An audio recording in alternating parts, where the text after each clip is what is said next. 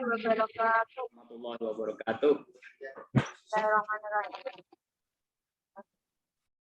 Saya akan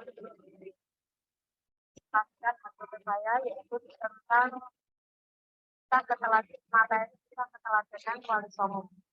Nah, untuk kompetensi dasarnya yaitu meyakini bagaimana wali songo kepada Allah dan juga menunjukkan perilaku peduli dan rendah hati sebagai implementasi dari kisah ketelatenan wali. Yang ketiga, memahami kisah ketelatenan wali songo. Dan yang keempat, menceritakan kisah ketelatenan wali songo. Itu indikator pencapaian kompetensinya. Yang pertama, siswa dapat menjelaskan siapakah wali songo itu. Yang kedua, siswa dapat mendeskripsikan wali Allah dan sifat-sifatnya. Kemudian untuk tujuan pembelajarannya dan melalui penugasan dan ceramah interaktif tentang wali Allah dan sifat-sifatnya, peserta didik mampu menganalisis keteladanan wali Allah dan sifat-sifatnya dengan benar. Dan ajar berupa PowerPoint, kemudian video pembelajaran yang sudah diunggah di YouTube. Langkah-langkah pembelajarannya, yang pertama, pendahuluan.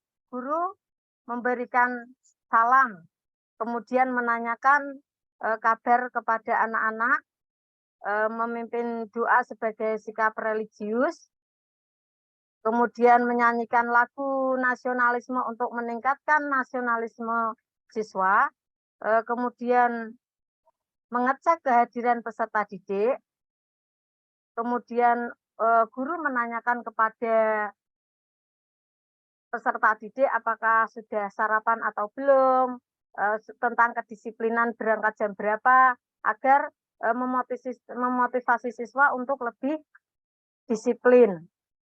Nah, untuk persepsinya, guru mengaitkan pembelajaran dengan pengetahuan dan pengalaman sehari-hari. Kemudian selanjutnya memberikan acuan berupa kompetensi dasar, kemudian pembelajaran yang akan dicapai. Itu menjelaskan kegiatan yang akan dilakukan, terus memfantasikan.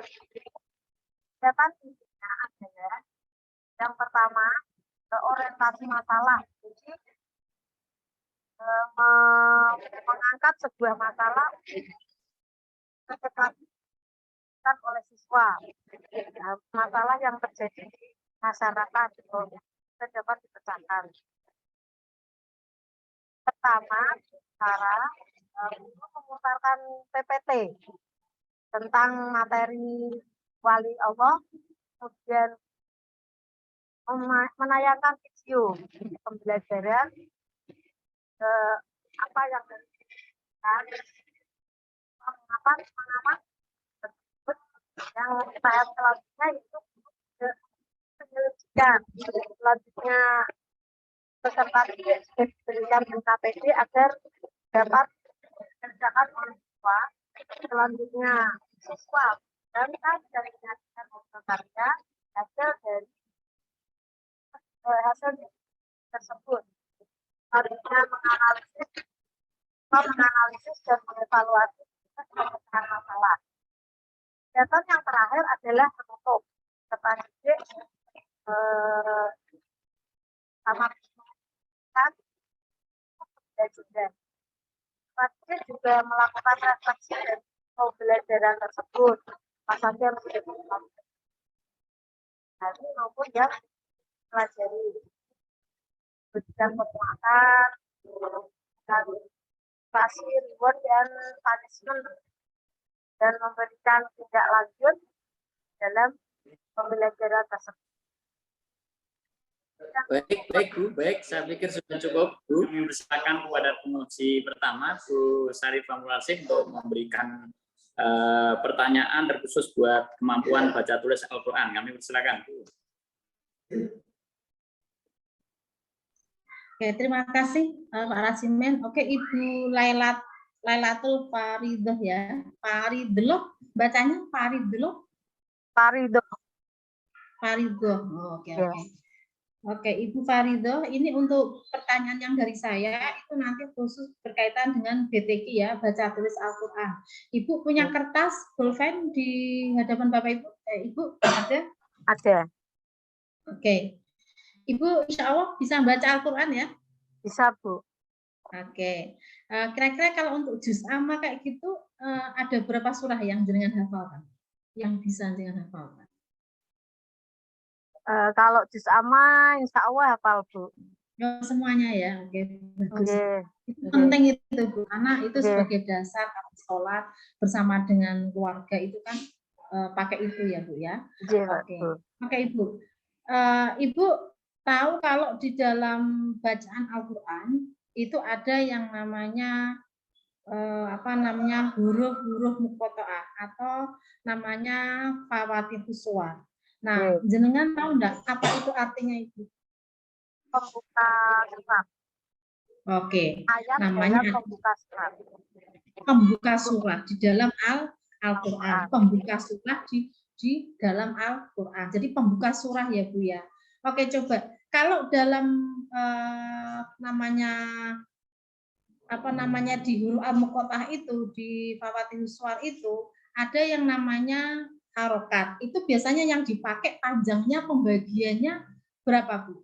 Berapa harokat? Panjangnya berapa? Ada 3 Bu pembagiannya. 2 harokat. Nanti baru nanti. Oke. Yang kedua 6 harokat. Oke. Nah, tidak panjang, tidak pendek. Coba tuliskan 2 Ibu. Tulisan 2 pembuka surah itu yang masuk kategori di situ. 2 surah tuliskan Bu. Yang 2 saja. 2 itu boleh 66, boleh 62, boleh 22. Ditulis di kertas, terus nanti tunjukkan ke saya, terus nanti dibaca. Itu berapa harokat? 6.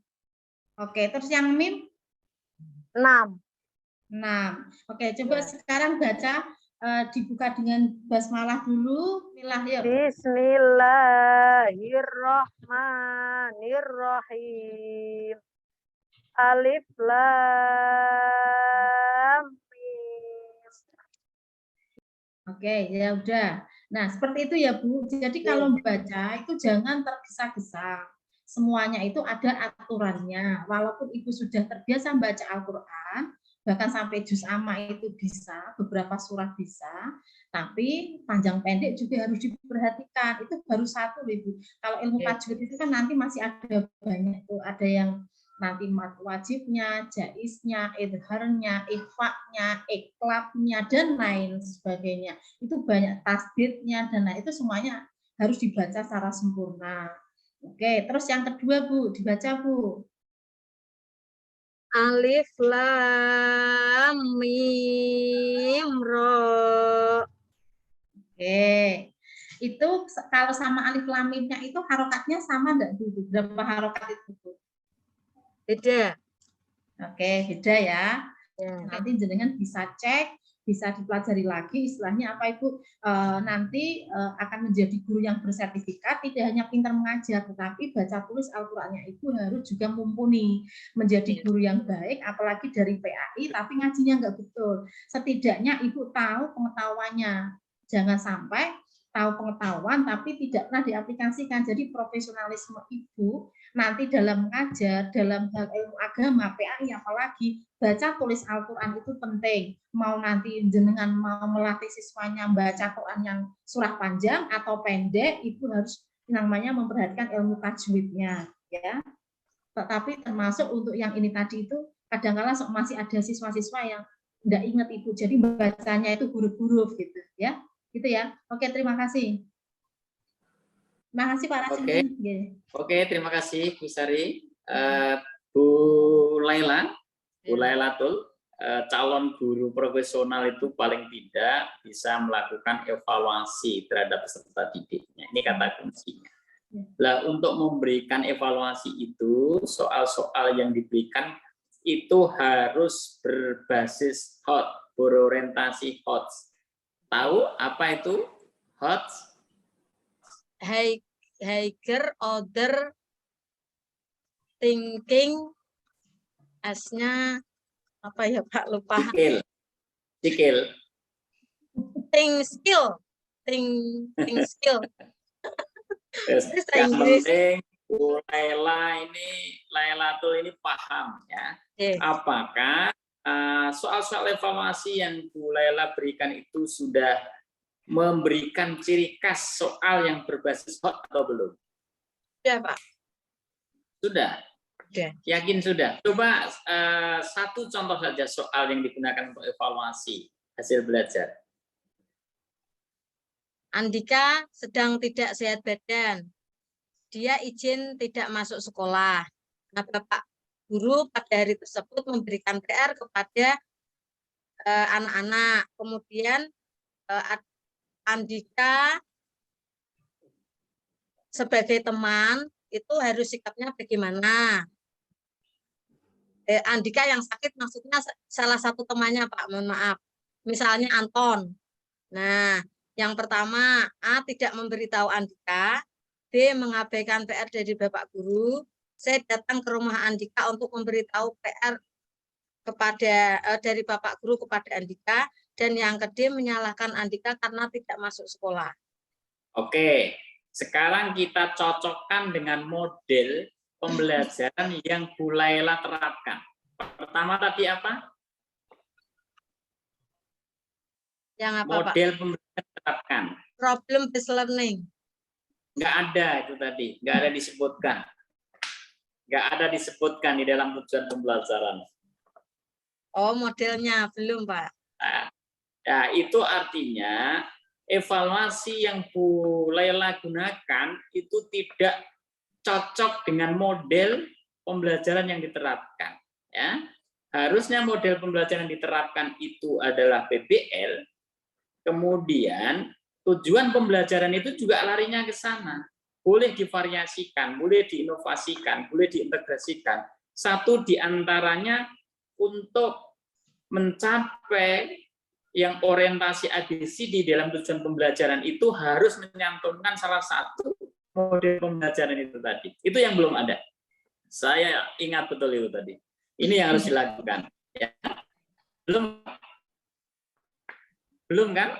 Belum dituliskan di tujuannya. Belum, sekarang cantumkan di sana sehingga betul-betul antara tujuan pembelajaran itu cocok dengan KIKD yang akan dicapai, tujuannya juga nyambung, kemudian model pembelajaran nyambung, kemudian evaluasi yang digunakan untuk mengukur tingkat keberhasilan belajar sewa itu juga nyambung.